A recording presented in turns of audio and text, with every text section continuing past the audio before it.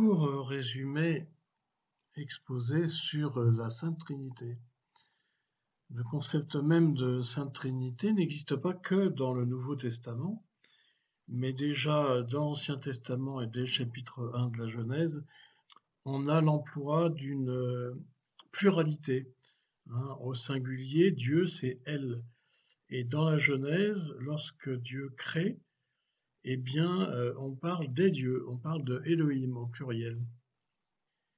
Donc, on voit une première phrase qui nous dit « Dieu créa le ciel et la terre, l'Esprit de Dieu planait sur les eaux, et Dieu dit que la lumière soit. » Eh bien, rien que dans cette phrase, on a les trois personnes avec leurs fonctions, si je puis dire. Dieu créateur, c'est Dieu Père.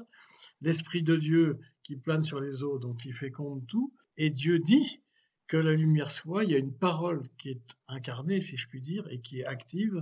Et donc, on a bien la personne du Verbe, la seconde personne de la Sainte Trinité, le Logos. Le tétragramme lui-même de Yahweh, eh bien, a trois lettres principales, qui sont Yod et Wav. Et ce tétragramme est cité plus de 5000 fois dans la Bible de l'Ancien Testament. Donc on a bien quelque chose qui est ultra symbolique et bien réaliste. On retrouve bien sûr cette notion de Dieu ab initio qui est en pluralité de personnes, puisque le prologue de Saint Jean que nous redisons à la fin de chaque messe dit « Au commencement était le Verbe, et le Verbe était Dieu ». Donc il n'y a pas de problème sur la pluralité de personnes.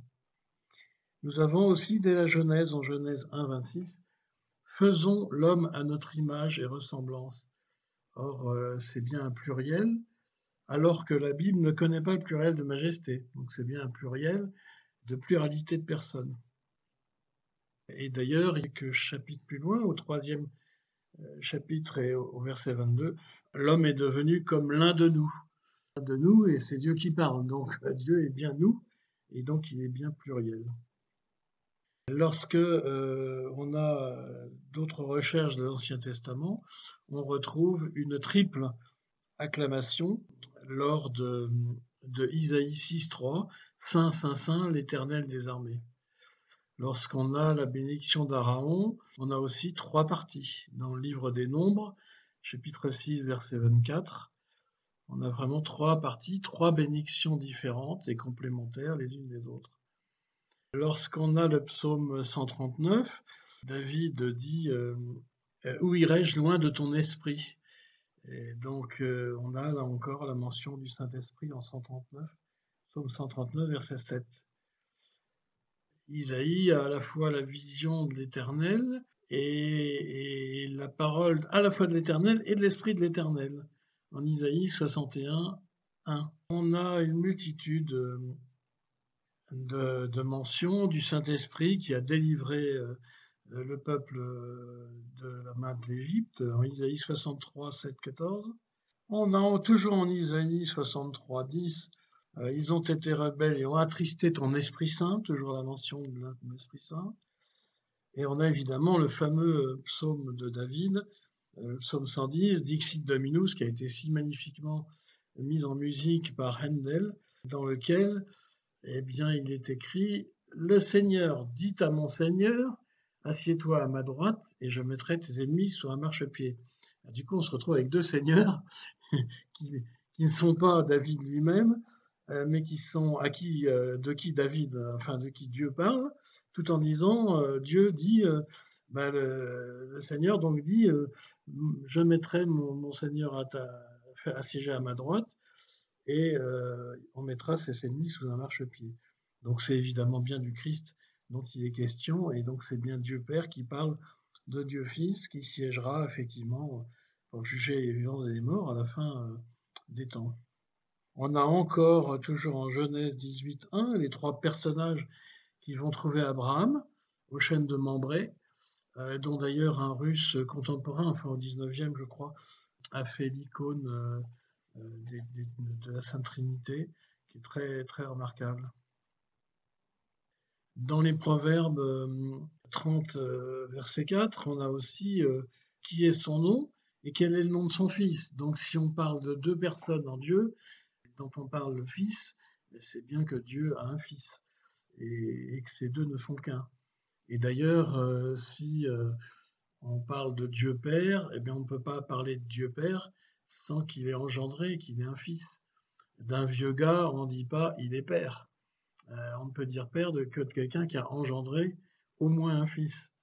Donc on a une certitude déjà dans l'Ancien Testament et dans le sens général qu'effectivement il y a une pluralité en Dieu, une pluralité de personnes avec une unité de nature divine. On le retrouve aussi dans la lettre Shin, qui est constituée de 3 tirets reliés par leur base commune, qui ne sont qu'une seule lettre, avec effectivement 3 éléments égaux et distincts. Voilà. Et d'ailleurs, cette lettre Shin est celle qui est figurée par les mains du prêtre lorsque, après avoir consacré, le prêtre tient ses pouces et ses index joints, et les doigts étendus et séparés en position d'orant. Ça signifie bien effectivement la lettre Shin, et c'est un symbole trinitaire parmi d'autres. On peut synthétiser rapidement l'idée de la Trinité et de la Sainte Trinité comme étant une procession éternelle d'amour et de connaissance entre les 3 personnes qui sont distinctes mais unies, et dont nous ne pourrons que non pas comprendre, mais contempler la grandeur, la profondeur de cet amour et de cette connaissance dans l'éternité, et c'est pour ça qu'il faut y parvenir, car ce mystère est évidemment insondable et infini, comme la nature même de Dieu est infinie. On peut aussi terminer par quelques analogies intéressantes, puisque lorsque Saint Paul parle du mariage, il parle de l'union de l'homme et de la femme qui est comme l'union du Christ et de l'Église.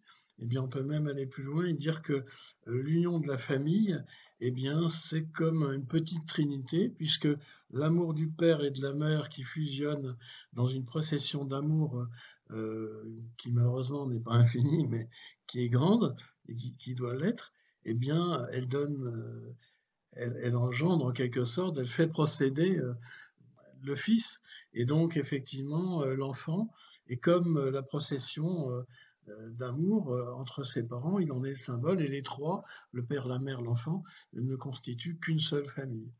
Voilà. Et puis on a quand même le grand mot de la fin, qui est le mot de Jésus lui-même, qui expliquait « Avant qu'Abraham fût, je suis ». Or, fut, c'est du passé, ça s'inscrit dans le temps, alors que je suis, c'est un être éternel. Je suis de toute éternité. Avant même qu'Abraham n'ait existé, eh bien, le Verbe éternel existait. Et donc, je vous invite à relire encore une fois le prologue de Saint Jean que l'on dit, que vous trouvez dans vos missels, que l'on dit à la fin de chaque messe, parce qu'il exprime au mieux que l'on peut ce mystère magnifique qui sera l'objet de toute notre éternité, qui est celui de la Sainte Trinité. Voilà.